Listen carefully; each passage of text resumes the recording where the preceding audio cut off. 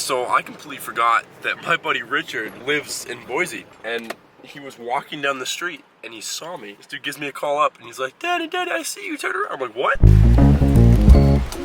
That's sick, that's a big wave. That's a little bit bigger than the one in Missoula. Oh yeah. And Bend. It's legit.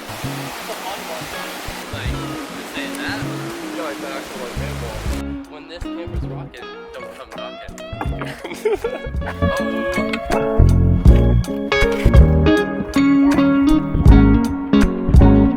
Dude, the hair blowing in the wind though. That's it.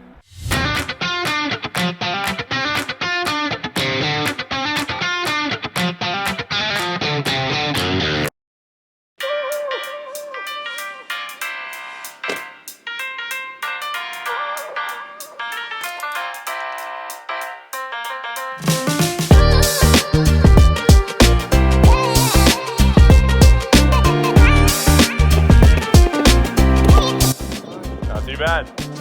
I will say a lot of the people here in Boise, very friendly. Alright, so I just got to Boise yesterday. I've only been in Boise 2 days. And I just ran into my buddy Richard, which you saw earlier, and it got me thinking, how much of travel is actually about the places and how much is about the people or the strangers that you meet on the way? It's a good question.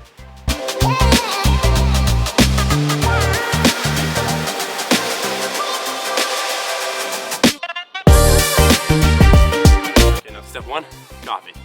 Because big questions, it needs good coffee to, you know.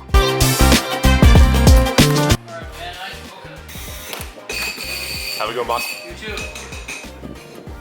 When I ran into Richard, I was not expecting that whatsoever. That kind of caught me off guard, but it really got me thinking that same question that I asked you guys earlier. Is it really about the place that you travel to, or is it about the people you meet and the friends you make along the way? And today, we're gonna figure it out. Also, that is a damn good mocha. Damn. This whole drinking coffee while being on the move is still super sketchy, because if I fall, my hands are pretty much completely full. There's really nothing that I have left to catch myself with.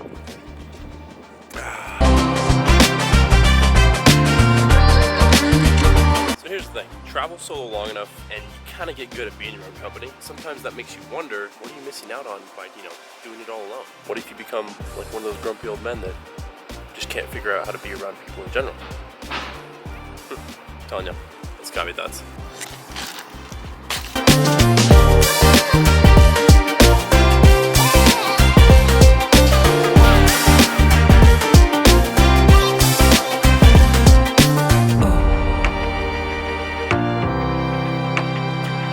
So maybe travel is honestly a little bit of both, two sides.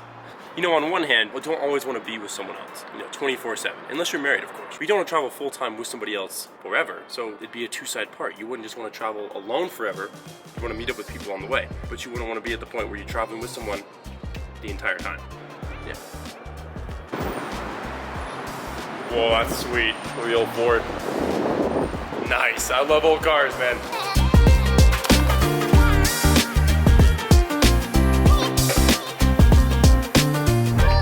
And honestly, I don't travel to cities that much, so I don't really see anyone almost ever. So the fact that I ran into Richard is kind of wild. All I'm saying is, you don't want to do too much of either one. If you travel too much by yourself, you're gonna get lonely. And it's a great way to build character, but you probably don't want to do it forever. If you travel with someone for too long, you might get sick of it, unless you're, married. It might even be a good way to figure out if you guys are right for each other.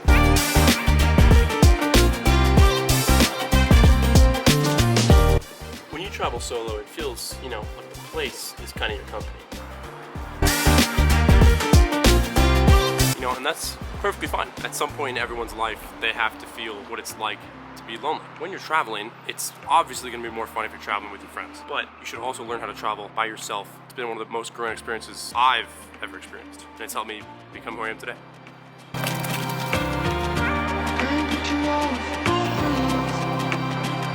Travel is great if you have a friend with you, or if you don't have a friend with you.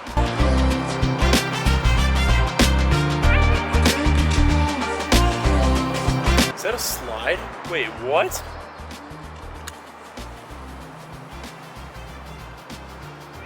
That's like a freaking 6-story long slide. Am I allowed to just go on that? I think it's closed. I don't think I'm allowed to be in the building.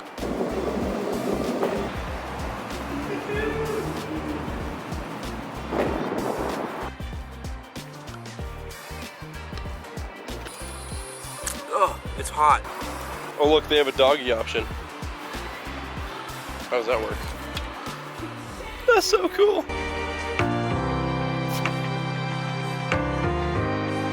Richard texted me. He asked me to come up to a cool sunset spot, and we're gonna ride bikes up there.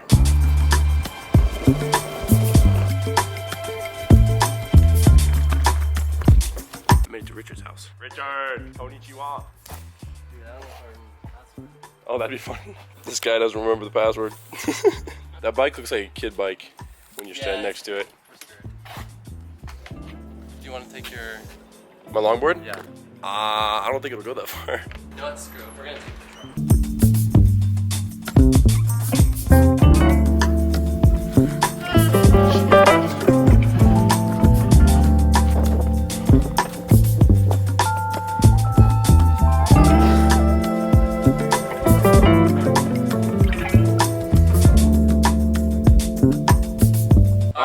Night, boss. It's good hanging. Yep.